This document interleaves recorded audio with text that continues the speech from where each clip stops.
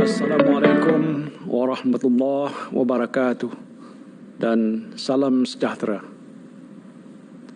Apa khabar semua? Saya harap saudara dan saudari sihat walafiat. Hari ini saya ingin membuat satu pengumuman penting berhubung bantuan penangguhan bayaran balik pinjaman atau moratorium bayaran pinjaman. Ini adalah antara langkah yang diambil oleh kerajaan di bawah Pelan Rancangan Ekonomi Prihatin Rakyat atau Prihatin yang bertujuan untuk melindungi rakyat, menyokong perniagaan dan memperkukuhkan ekonomi. Secara khususnya, moratorium bayaran pinjaman adalah untuk mengurangkan beban keuangan rakyat serta cabaran aliran tunai yang dihadapi perniagaan, khususnya pada fasa-fasa awal dan pertengahan pelaksanaan Perintah Kawalan Pergerakan atau PKP. Alhamdulillah, sejak berkuat kuasa pada 1 April yang lalu, moratorium bayaran pinjaman telah sedikit sebanyak membantu rakyat dan perniagaan ekoran terhentinya hampir kesemua aktiviti ekonomi dalam usaha memerangi penularan wabak COVID-19. Menurut data daripada Bank Negara Malaysia, sehingga 20 hari bulan Julai 2020, lebih 7.7 juta peminjam individu atau 93% daripada kesemua peminjam telah mendapat manfaat daripada moratorium bayaran pinjaman yang bernilai 38.3 bilion ringgit Malaysia. Dalam tempoh yang sama, sejumlah 243,000 perusahaan kecil dan sederhana atau 95% daripada keseluruhan peminjam PKS telah menerima manfaat daripada moratorium ini dengan nilai 20.7 bilion ringgit Malaysia. Sejak pembukaan ekonomi secara berperingkat pada bulan Mei yang lalu dan kemudiannya dalam tempoh PKP pemulihan, aktiviti ekonomi di seluruh negara dilihat semakin rancak. Kini ada individu dan perniagaan yang mampu membayar semula pinjaman mereka. Jumlah peminjam individu yang meneruskan bayaran ansuran pinjaman dan tidak mengambil kemudahan moratorium meningkat daripada 331,000 peminjam pada bulan April kepada 601,000 peminjam pada bulan Julai 2020. Manakala untuk tempoh yang sama, jumlah peminjam PKS yang memilih untuk tidak mengambil kemudahan ini telah meningkat daripada 5,000 kepada 13,000 peminjam. Walau bagaimanapun, saya sedar masih ada sektor-sektor ekonomi yang menghadapi keadaan yang sukar dan tidak menentu. Saya faham ada perniagaan yang belum dapat beroperasi sepenuhnya dan ada dalam kalangan saudara dan saudari yang kehilangan pekerjaan serta punca pendapatan. Saya mendengar rintahan saudara dan saudari berkenaan moratorium bayaran pinjaman yang bakal berakhir pada 30 September ini.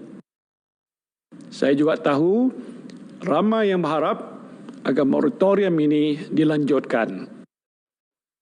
Oleh itu, saya telah berbincang dengan Menteri Keuangan dan Governor Bank Negara untuk mencari jalan penyelesaian kepada masalah yang dihadapi oleh sebahagian daripada saudara-saudari yang masih memerlukan bantuan selepas tempoh moratorium berakhir. Jadi pada hari ini saya dengan sukacitanya ingin mengumumkan bahawa Kerajaan Perikatan Nasional telah bersetuju untuk melaksanakan lanjutan moratorium dan bantuan bank bersasar yang lebih berfokus khusus untuk golongan yang benar-benar memerlukan, iaitu pertama, bagi individu yang kehilangan pekerjaan pada tahun 2020 dan masih belum mendapat pekerjaan baru, anda akan menikmati moratorium lanjutan bersasar untuk tempoh 3 bulan. Selepas 3 bulan, tempoh moratorium boleh dilanjutkan oleh bank-bank bergantung kepada situasi individu masing-masing. Kedua, bagi individu yang masih bekerja tetapi gaji mereka terjejas atau berkurangan akibat COVID-19, bayaran ansuran bulanan akan dikurangkan selaras dengan kadar pengurangan gaji bergantung kepada jenis pinjaman. Contohnya bagi pinjaman perumahan atau pinjaman peribadi, bayaran ansuran bulanan akan dikurangkan pada kadar yang sama dengan pengurangan gaji. Bantuan ini adalah untuk tempoh sekurang-kurangnya 6 bulan dan lanjutan boleh diberikan tertakluk kepada keadaan gaji semasa individu yang berkenaan.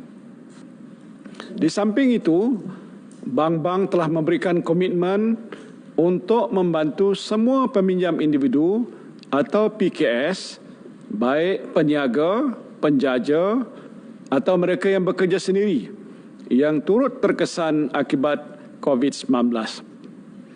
Bergantung kepada situasi peminjam-peminjam, bantuan-bantuan yang ditawarkan termasuk 1. Membayar faedah sahaja untuk suatu jangka masa yang ditetapkan, atau 2.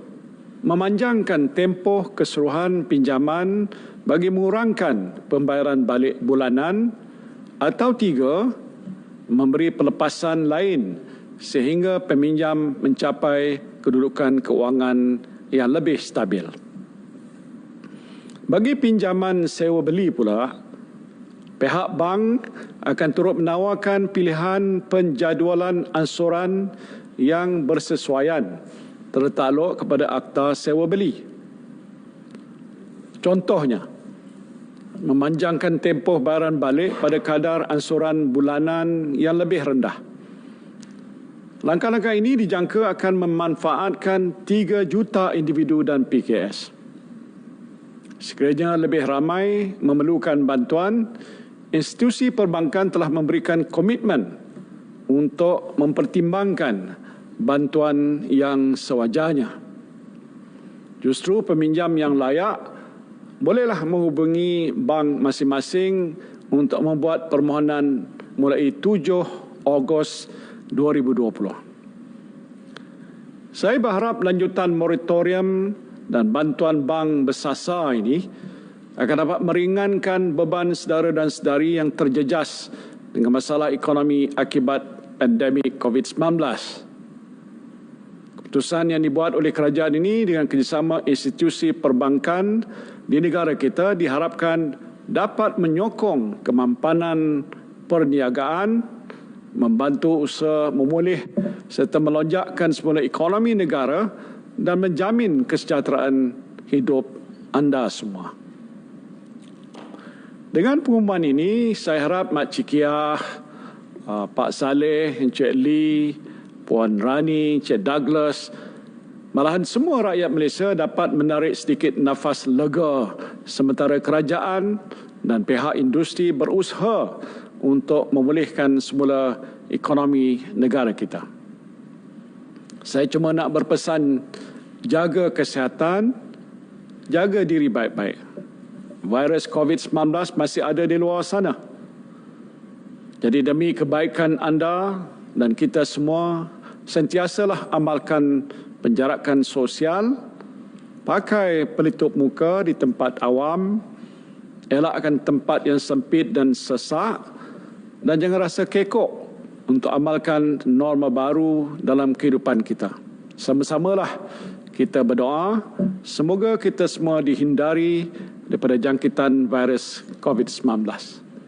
Wabillahi taufiq wal hidayah. Wassalamualaikum warahmatullahi wabarakatuh.